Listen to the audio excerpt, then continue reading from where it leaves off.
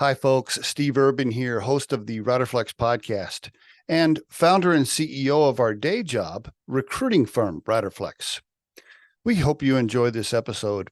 And as a reminder, please subscribe to the podcast for updates and news.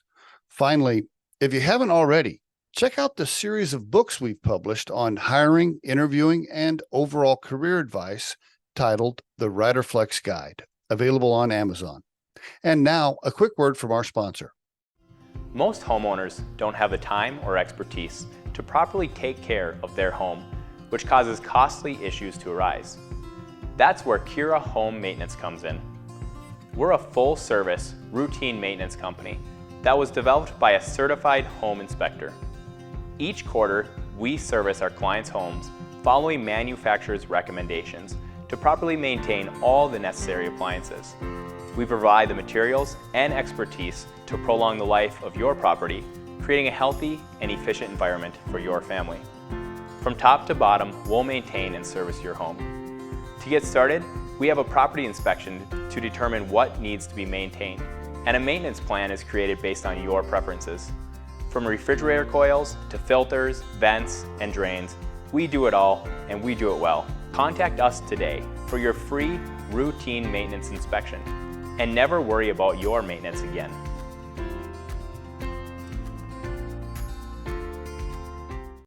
Kristen Carney on the Riderflex podcast. Hello, Kristen. How are you? I'm great. How about yourself? I'm doing fine. Are you in Austin today? I am. I'm in Austin, Texas. All right. Is that where you're from? Texas?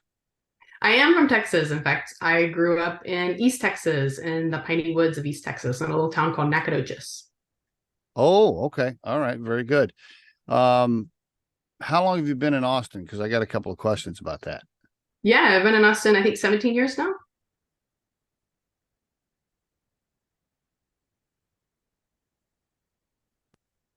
Oh, Did that come through? 17. I've been in Austin 17 years.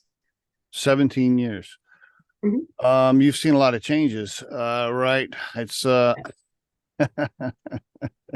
little more crowded than it was 17 years ago. Yes, a lot more traffic, that's for sure. How are they doing with the highways and the roads? Have they kept up, or is it a nightmare? Well, I work from home, so I don't have to get out into that mess. I used to live northwest of Austin, Okay. like Marble Falls area. Do you know any of that area? Yeah, that's gorgeous. That's a beautiful area. Yeah, really nice. I'm sure it's a little more populated than it was back when I was there. I was there like between 95 and 2000. So Okay.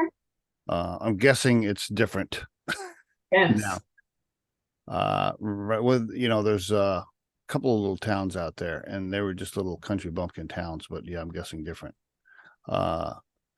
So tell me about your family, Kristen. Tell me about mom, dad, siblings. Give me some background there. Yeah, so I grew up with my mom and my dad, and I have one younger brother who's my Irish twin. He's a year younger than me. And we grew up in the country in East Texas, and my mom was a math teacher. My dad was a roofer until he decided to go back to school and become a science teacher and a coach. Yeah. Really? Wow. Okay. So did you have them in school as you were coming up? Were they your teachers?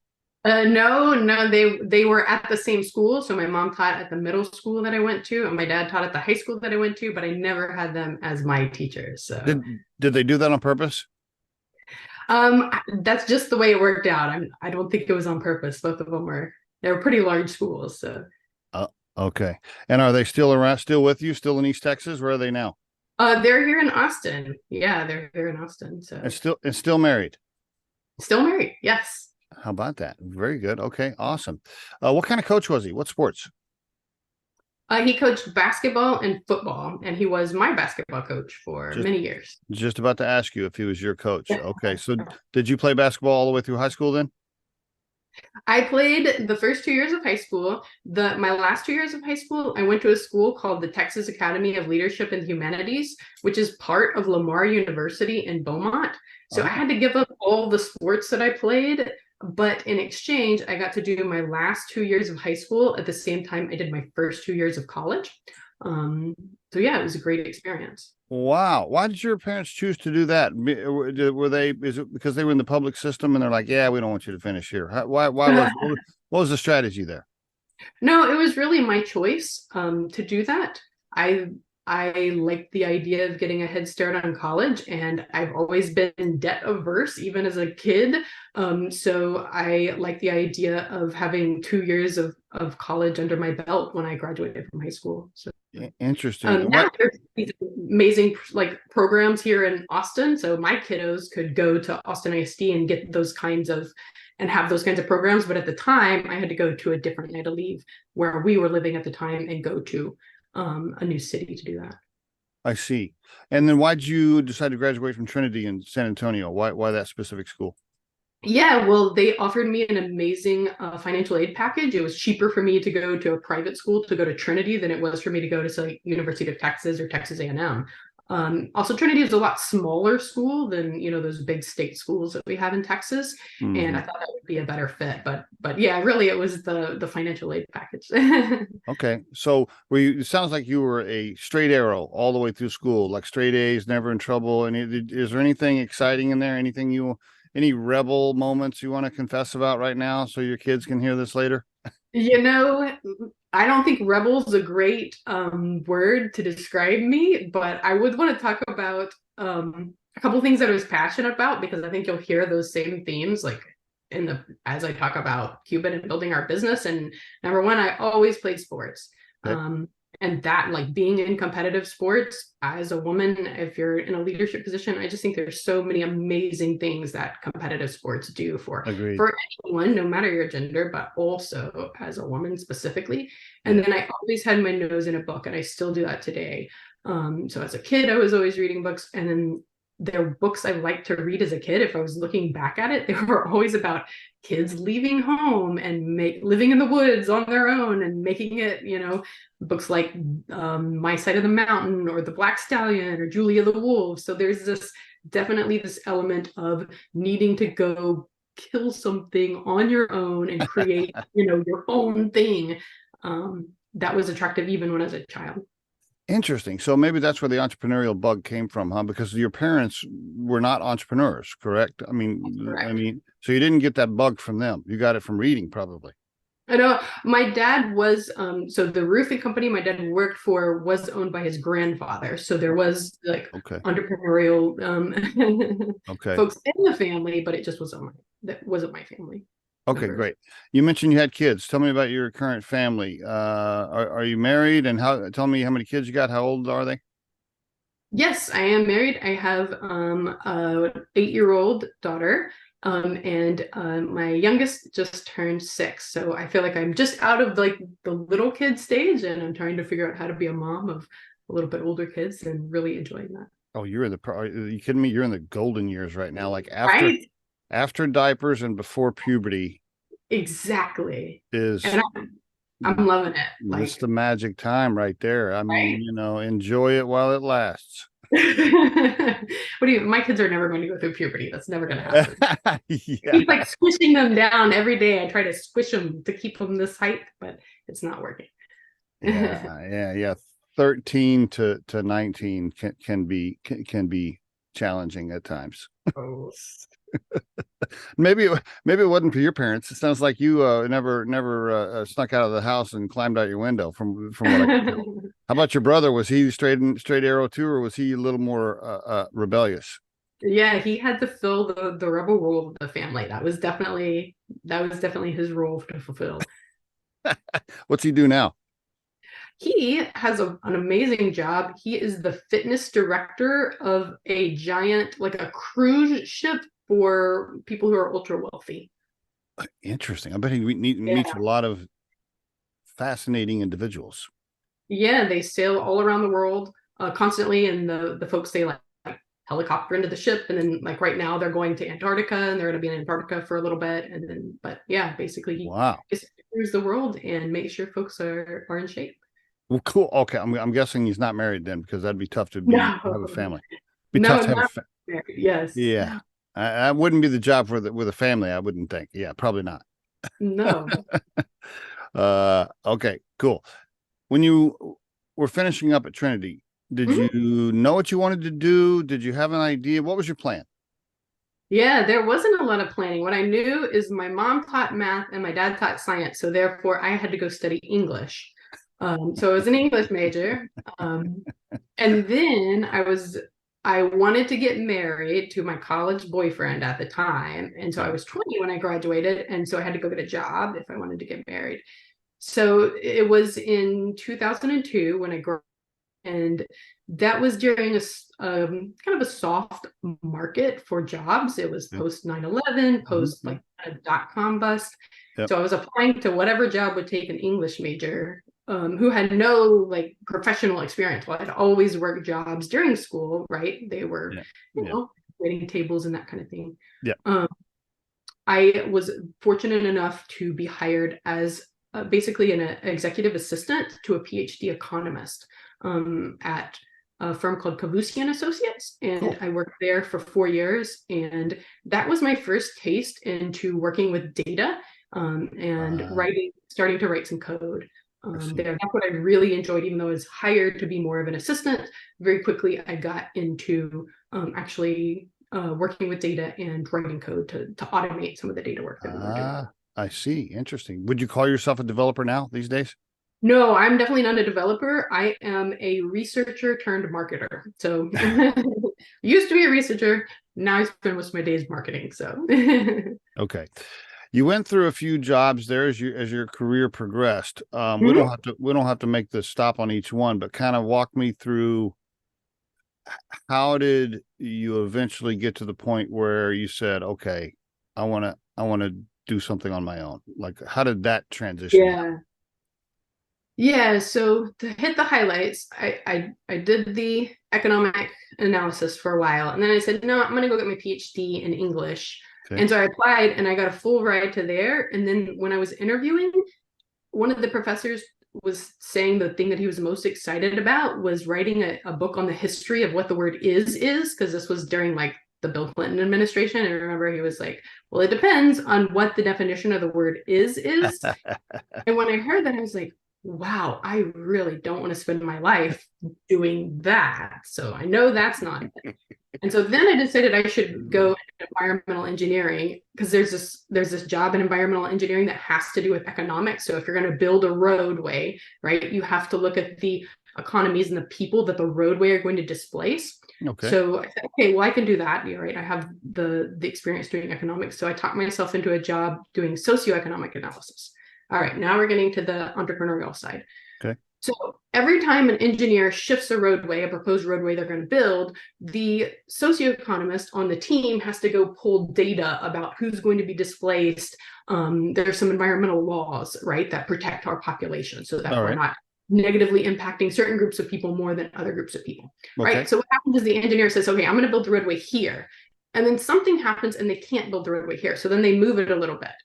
And then whoever's on that team has to go pull more data and crunch more analysis. And so as they're shifting this roadway, you're constantly sucking down this data and doing the analysis. And that seemed like a giant waste of time to me. There needs to be a tool that lets you draw a line on a map. Now, this was, what is this, back in 2007? Okay. This was before we had a lot of like mapping in the cloud, Cardo, Esri software, not like technology, right? So there should be a way that you just change the line shifts and then all the data and the numbers are sucked down and crunched for you. Okay. So I was complaining about my job to my boyfriend at the time, and he said, well, he was an interaction designer for Dun Bradstreet company called Hoover's. And he was like, well, I can build you that in my free time. I was like, great, let's do that. So he started working on that prototype. And we said, well, if we can automate this tiny portion of the environmental analysis, we could automate. There's no reason why we couldn't automate lots of other parts of the environmental engineering process.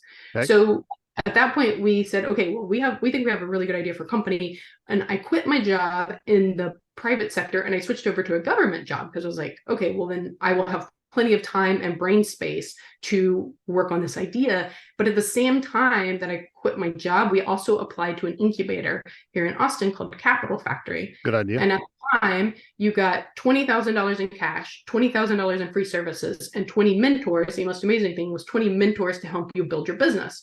But in exchange for it, you had to quit your job for a summer and actually launch your business. And it culminated. And give a piece of equity to them.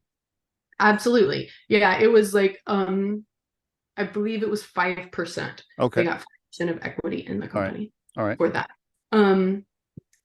So we, it was the very first year Capital Factory was interviewing.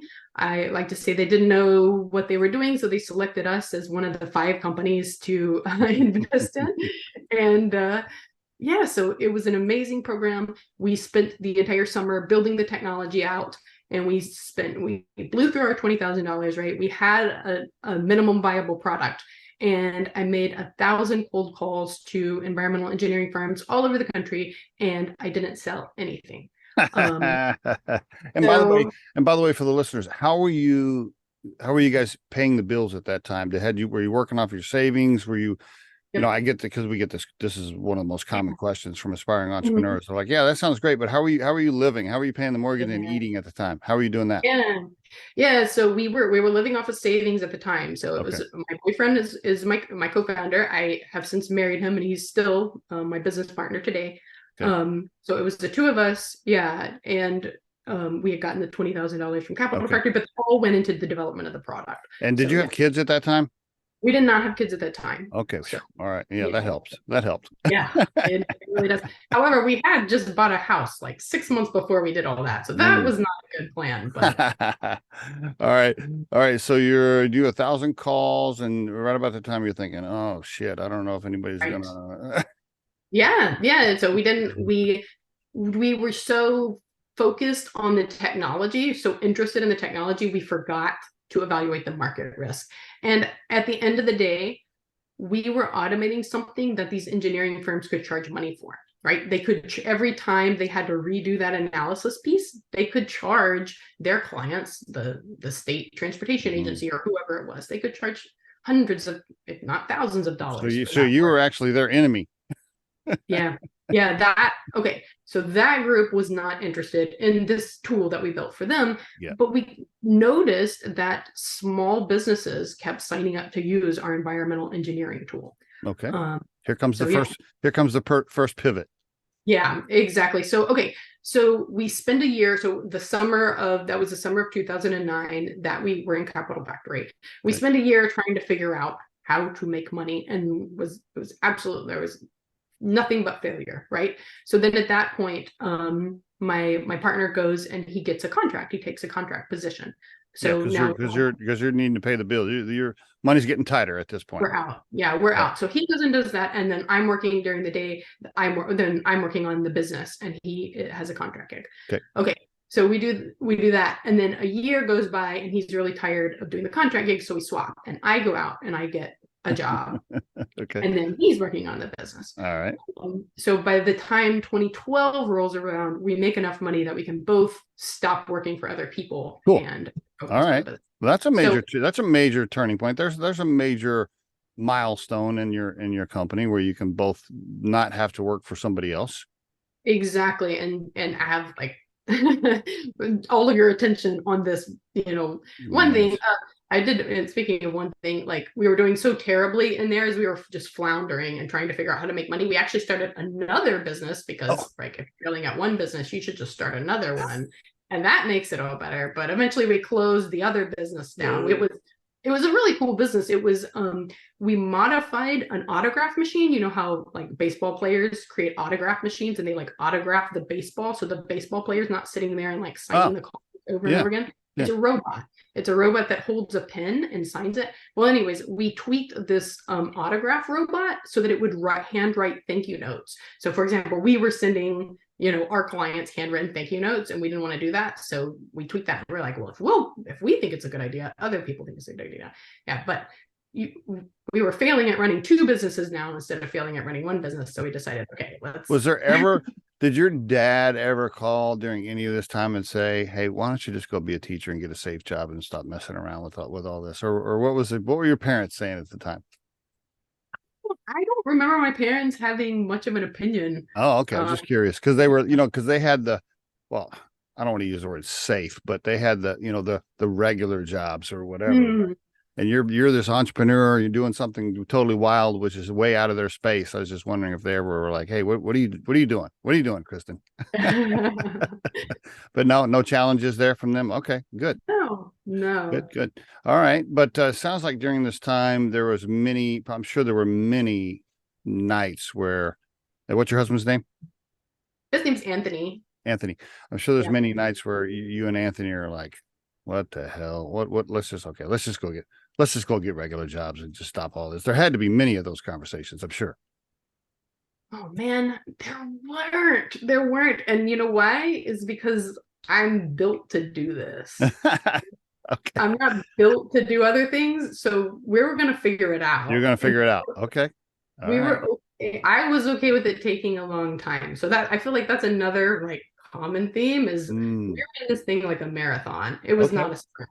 Okay. Right? So a lot of the decisions we made, we were okay with the longer time frame if that meant we were going to build a business where eventually the goal is to decouple time and money. So we can make money without actively being working on the business. And that's harder to do. We could have built a consulting company, right? And time and money would have been, coupled together, but that wasn't our goal. Our goal was to build something where time and money were decoupled. Now is probably a good time to give the listeners a quick elevator pitch as the company is today. So just for the listeners, Cubit, Cubit, just like it sounds. And the website is cubitplanning.com, correct? Is that right? Correct. Okay. Yes. Give us the elevator pitch for the listeners so they know what's going on here. Sure. We are a data company and we help small business owners get mostly demographic data for sales and marketing. A very common use case would be a small business owner wants to optimize their Google ad campaigns. They want to target a specific demographic. We're going to help them figure out what zip codes they should target with their Google ad spend, right? And the technical side, the way we do that is we work with large government data sets. Think the Census Bureau or Bureau of Economic Data, Bureau of Labor Statistics, right? Those kinds of data sets. And we clean them up, break them down, pull out the pieces that are interesting to business owners, and provide them the data that's ready for our clients to analyze in-house. Okay, very good. Thank you for that. And how big is the company now? Are you just running it with you and your husband? Do you have a bunch of employees? Or you tell us where you're at in the in the life cycle of the company? And by the way, can you hear that? Can you hear typing in the background? Can you hear any of that? I can't. No, I don't hear any typing. Okay, I just want to make sure that I don't want to annoy the listeners with that if it's coming through the speakers, but it sounds like we're okay. Where are you at in the life cycle of the business now as far as size and I don't know how much you want to share, people, revenue, whatever you want to share, whatever you feel comfortable sharing. Yeah, so my husband and I are still the co-founders, and we have 2 full-time contractors. One of our contractors has been with me for at least 10 years now. Wow. And so and then we have another full-time person, and then we use a number of contractors for different projects that might come up. So really the contractor model is a good fit for us to keep us pretty flexible. Okay, very good. And it's I'm assuming cash flow positive at this point. You're not burning cash. You're making enough money to sustain you and your husband without having to work anywhere else, obviously. Yes. Have you raised capital? Have you ever taken on any cash? Are you planning on taking on any cash? What's the status on all that? Yeah, no, after Capital Factory, it never made sense to raise capital because we weren't going to be a rocket ship company, right? We decided the bootstrap model was a better fit for us. So that's what we've done it. And we've been, because data, there's amazing economies of scale in data, right? We do the work once and then we sell it multiple times. We've had a cash flow positive business for a long time now. Good. Good for you. Congratulations. And you've never had to give up control or take on a bunch of cash. Good for you. Exactly. So you've never taken angel money, family money, seed money, nothing. No, Wow. we other than the $20,000, which we promptly wasted because we had no idea what we were doing, we haven't taken on any other money. And we try to keep the company making about 30% of our revenue comes from consulting. And I love consulting because that's the thing that helps us build our products. So I don't want to build a consulting company, but I still want to do those consulting projects because that's what really helps me understand the problems that our customers are trying to solve. And then when we see that same problem come through a couple of times, then we build a product around it. And it's such a nice mix of, still talking with customers and doing customer development as part of sales, but then also building, data products as well. Have you purposely kept it small? And I guess what I mean by that is, could you have gone bigger? Have you turned away projects or turned away potential revenue because you either didn't have the people or you just didn't want to tackle that and you wanted to keep it small? Talk to me about the strategy there. Yeah, that's a good question. In thinking back, like looking at it now, we could have built a technology company, right? Like we were doing some really cool things with maps before that was hot. Like now I feel like there's like a lot of plug and play mapping kind of analysis technology, but back when we were building that wasn't available. And so we could have built like a technology, like more of a software company. But we didn't. And I'm not sure that was necessarily strategic, or if it was more like, okay, we're in love with this idea of building building products. So I might need to do more. Okay. Yeah. Interesting. Well, and then how about the future? Do you want to, is this just hey, this is a great lifestyle business. It's a great family business. You're good to go. Or have you ever thought about, man, we could blow this up and scale it and try to sell it? Do you ever have these conversations? And what do you guys talk about now? Yeah, so the idea of blowing it up and scaling it isn't as attractive to me at this point because I've got kids that I love to spend time with. So I love the work-life balance that my life has now, right? Like that's the benefit of the business that we have is that I can take off to, like, we just came back from Big Bend, right, with the kids. I wonder as the kids get older if that won't be more attractive, right? Agreed. Yeah. And it's, by the way, having a lifestyle business that supports your family, that gives you time to do these things. And, if you want to go to your kid's soccer game at 3 p.m., you can. Yeah, Kristen, I've had so many conversations with my co-founder and my wife about the freedom, flexibility, right, of being a company, an owner of a small company, small business owner, right? Yes. Man, if I live in Colorado and if I want to go to the mountains in my Jeep on a Friday afternoon at 1:00, I don't have to ask anybody. Right. You probably could do this too, right? Like we both could probably go out in the market and get regular jobs and probably make more than whatever income we're pulling in from our small businesses, probably. Yeah. But I don't want to. Yeah. And then there's so many other things to do with life, right? Like I want to be able to go, like I still play soccer and I want to be able to go work out so that I can go play soccer, right? I want to optimize all those other areas of my life. Yes, I couldn't agree more. And like we said, it's very difficult to put a number on what that's worth. Exactly. And working remotely, which we do and which you guys do. Yeah. I mean, by the way, for the listeners, I'm recording this on December 5th. And the reason I don't have my fancy background is because we're in our traveling holiday RV seeing family. Yes. Amazing. And we're able to work and see family and travel and to be able to work remotely like that. Yeah, I just can't even. People ask me like, well, what's the value on it? I'm like, man, I don't even know. I don't even know, really. Right. Yeah. I sometimes I'll answer it this way because I used to be a COO. I was an operations executive for a long time before I started Riderflex. And sometimes I answer it this way. I'll say something like, look, let me answer the question this way.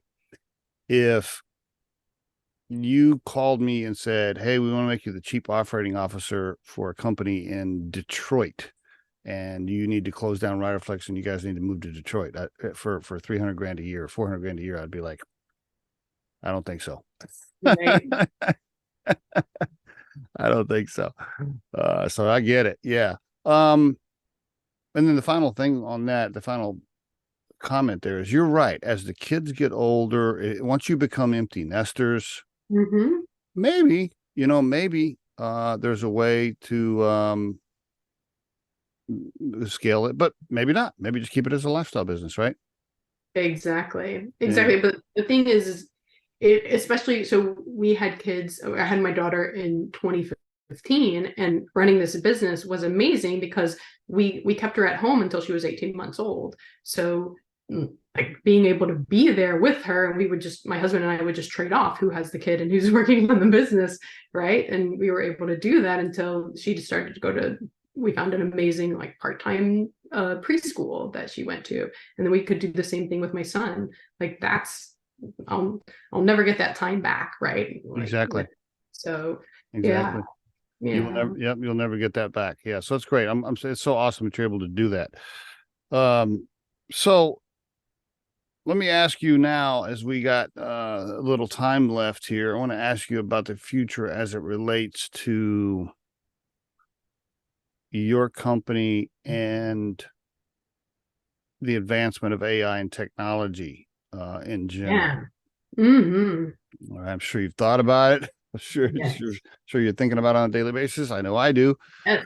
Absolutely. Because we're recording this December 5th, like I said, 2023, and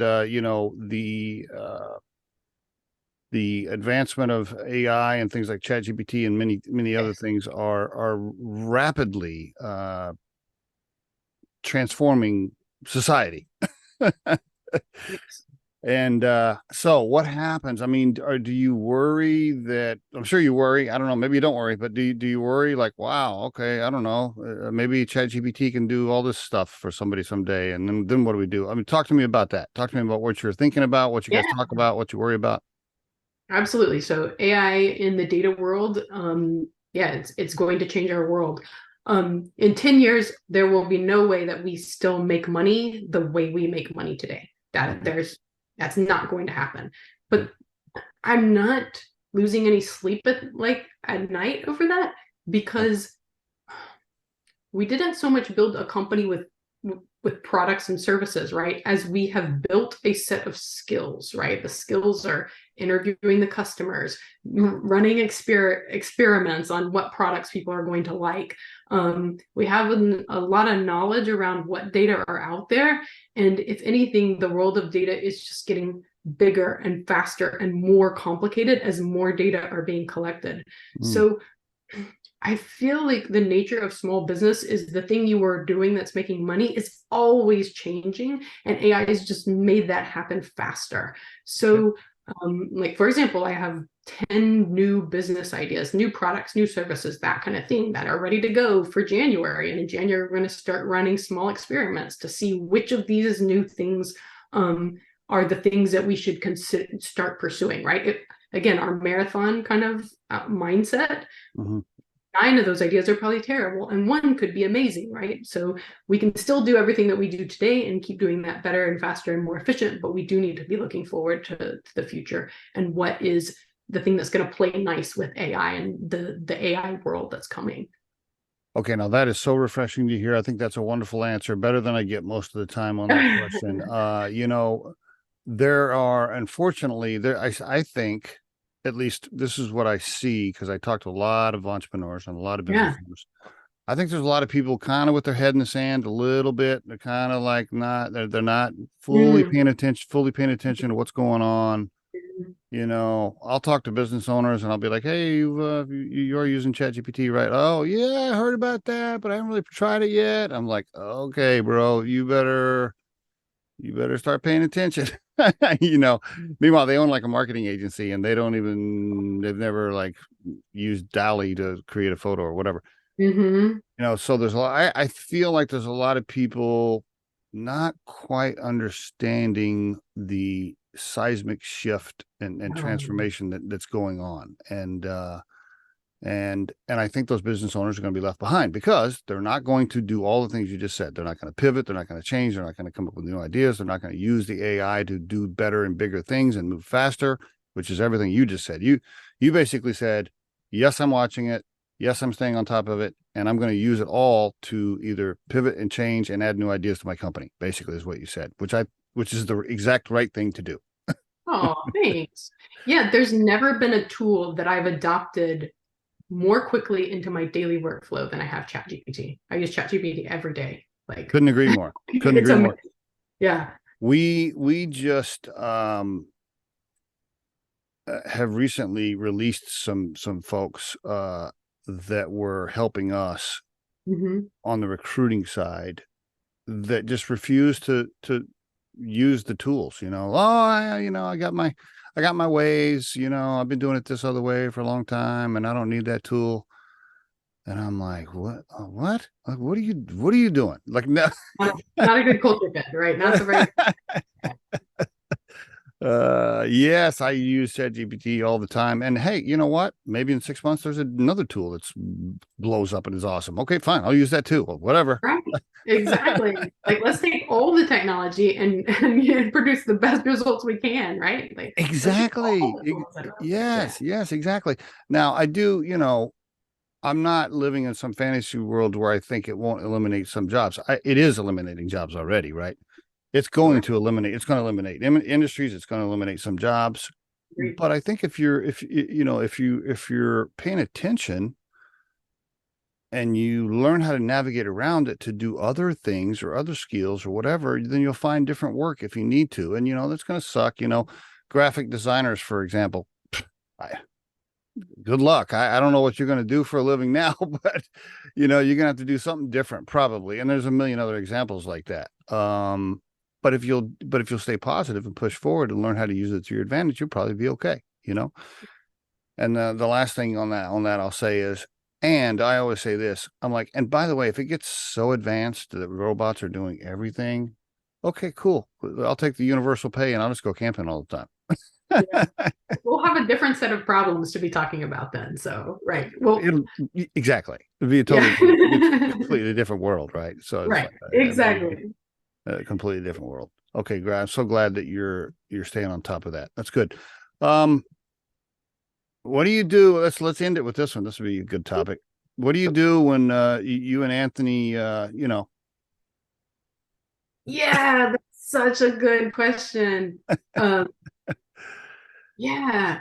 So, okay. So over the years, we've developed a way of working together that works for us. We don't talk to each other face to face very often. We use a tool called Basecamp so that we are not interrupting each other when we're working, right? So we're going to try to work very efficiently. And that means when Anthony's working, he's working. When I'm working, I'm working. And we're not going to interrupt each other's workflow, right? Okay. So that communication happens in Basecamp. We do a daily check-in in the morning. So we roughly know, but other than that, we're going to leave each other alone. And we're both going to, you know, we've kind of siloed the responsibilities. So Anthony's in charge of development and design. I'm in charge of sales and marketing.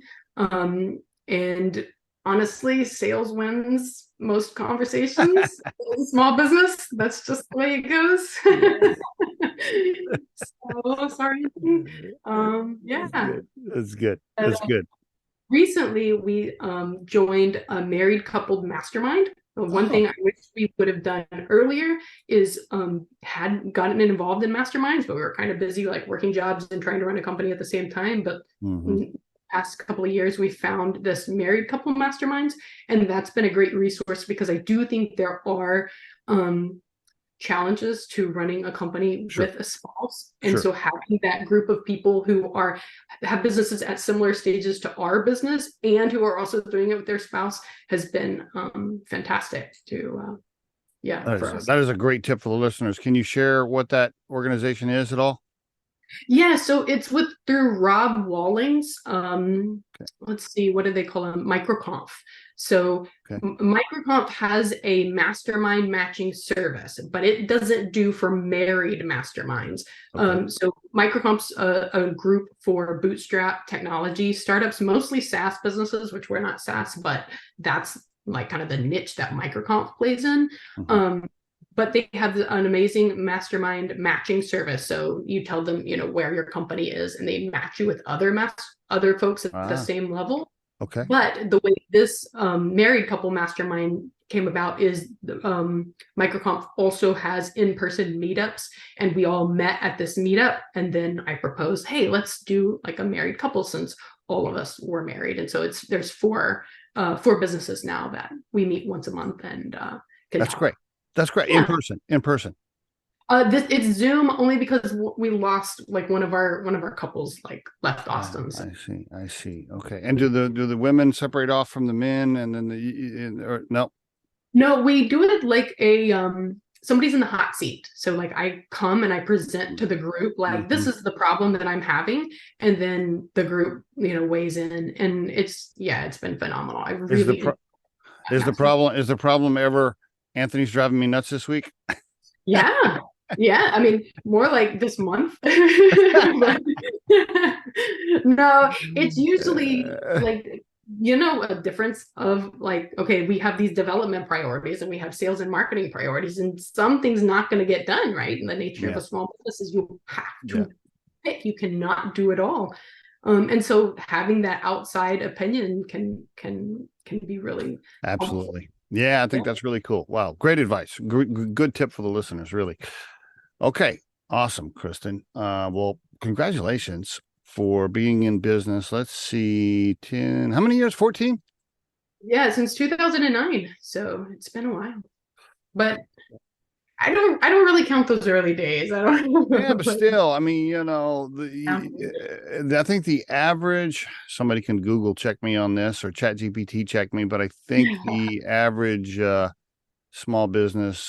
average small business lasts 3.5 years or something like that. I can't remember what the stat is. or Uh, yeah. or something like 90% failure after 3 years or before 3 years, something. I can't remember what the exact stat is, but bottom line is you've blown away the average by staying in business this long, and the fact that you're still married. Mhm. You guys are running it together. I mean, hey, you're beating the odds. So congratulations. You're beating Yeah. the odds. And I would say that goes back to that marathon mindset, right? Like that's, make those small incremental changes year over year, and keep reading, find that community. All those things are instrumental to being able to stick with it long term and still be excited about it, right? So like Yeah. I just now feel like we're getting started. Like finally, my kids are in elementary school, so I can work. Like I can do these things that I really want to do, for my business. So yeah, I'm still excited to go to work on it. So that matters. Cubitplanning.com. Cubitplanning.com. For anybody that's interested. Also, you can find Kristen Carney on LinkedIn if you want to connect with her. She is pretty decently active on LinkedIn, right? You're on LinkedIn, right? I'm on LinkedIn, yes. So they can, and I'm a first level connection with you, so they can connect with you there as well. Thank you very much, Kristen, for being on the show and sharing your story. I really appreciate it. Thank you for asking.